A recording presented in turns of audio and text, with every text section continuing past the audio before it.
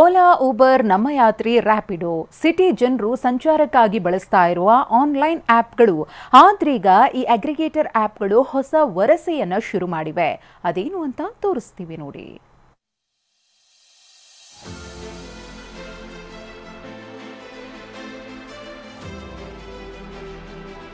ಈಗ ನಾವು ಅಲ್ಲಿ ಹೋಗಿರೋ ಚಾರ್ಜ್ನು ಪೇ ಮಾಡ್ತೀವಿ, ಟಿಪ್ಸ್ನು ಕೊಡ್ತೀವಿ. ಅಂದರೆ ಎಲ್ಲರೂ ಕಷ್ಟಪಡೋರೆಲ್ಲ ಬುಕ್ ಮಾಡೋದಕ್ಕೆ ಕಷ್ಟ ಆಗಿರುತ್ತೆ, ಅದರಲ್ಲಿ ಟಿಪ್ಸ್ನು ಕೊಡೋದು ಅಂದರೆ ಕಷ್ಟ ಆಗುತ್ತೆ. ಇದು 100% ಸತ್ಯ. ನಿಮ್ಮಲ್ಲೂ ಅದೆಷ್ಟೋ ಜನರಿಗೆ ಈ ರೀತಿ ತೊಂದರೆಯಾಗಿರುತ್ತೆ. ಟೈಮ್ ಆಗಿರುತ್ತೆ, ಎಲ್ಲಿಗೂ ಅರ್ಜೆಂಟ್ ಆಗಿ ಹೋಗಬೇಕು, ಆದರೆ ಕ್ಯಾಬ್ಗಳು ಬುಕ್ ಆಗ್ತಿರಲ್ಲ. ಆಗ 10-20 ಟಿಪ್ಸ್ ಆಡ್ ಮಾಡಿದ್ರೆ ಥಟ್ ಅಂತ ಡ್ರೈವರ್ ಬರ್ತಾರೆ.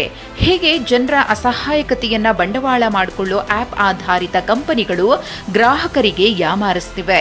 ಈಗ ಇದೇ ವಿಚಾರ ಸೋಷಿಯಲ್ ಮೀಡಿಯಾದಲ್ಲಿ ಚರ್ಚೆಯಾಗ್ತಿದ್ದು, ಈ ಬಗ್ಗೆ ಗ್ರಾಹಕರು ಆಕ್ರೋಶ ವ್ಯಕ್ತಪಡಿಸಿದ್ದಾರೆ. ಸ್ವಲ್ಪ ಜನ ಏನು ಅನ್ಕೊಂತಾರೆ ಅಂದರೆ ಈ ಟಿಪ್ಸು ಮೋಸ್ಟ್ಲಿ ಡ್ರೈವರ್ಸ್ಗೆ ಹೋಗುತ್ತೆ, ಅದಕ್ಕೆ ಸ್ವಲ್ಪ ಬೇಗ ಬರ್ತಾರೆ ಅಂತ. ಬಟ್ ಎಷ್ಟೋ ಜನಕ್ಕೆ ಗೊತ್ತಿರಲ್ಲ, ಡ್ರೈವರ್ಸ್ಗೂ ಹೋಗಲ್ಲ, ಕಂಪನಿಯವ್ರಿಗೆ ಹೋಗುತ್ತೆ ಅಂತ.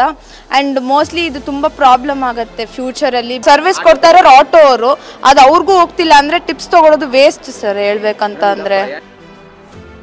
ಅಗ್ರಿಗೇಟೆಡ್ ಕಂಪನಿಗಳ ಕಳ್ಳಾಟಕ್ಕೆ ನೆಟ್ಟಿಗರು ಗರಂ ಆಗಿದ್ದಾರೆ.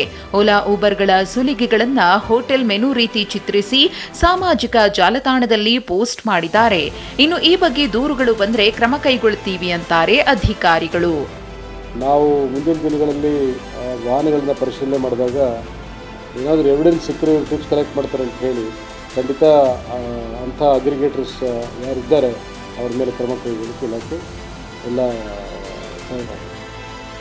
ಆದಷ್ಟು ಬೇಗ ಈ ಮಸಲತ್ತಿಗೆ ಒಂದು ಬ್ರೇಕ್ ಬಿದ್ದು ಈ ಪ್ರಾಬ್ಲಮ್ಗೆ ಒಂದು ಸೊಲ್ಯೂಷನ್ ಸಿಕ್ಕಿದ್ರೆ ಎಷ್ಟೋ ಜನರಿಗೆ ಸಹಾಯ ಆಗೋದ್ರಲ್ಲಿ ನೋ ಡೌಟ್. ಕಿರಣ್ ಸೂರ್ಯ, TV9 ಬೆಂಗಳೂರು.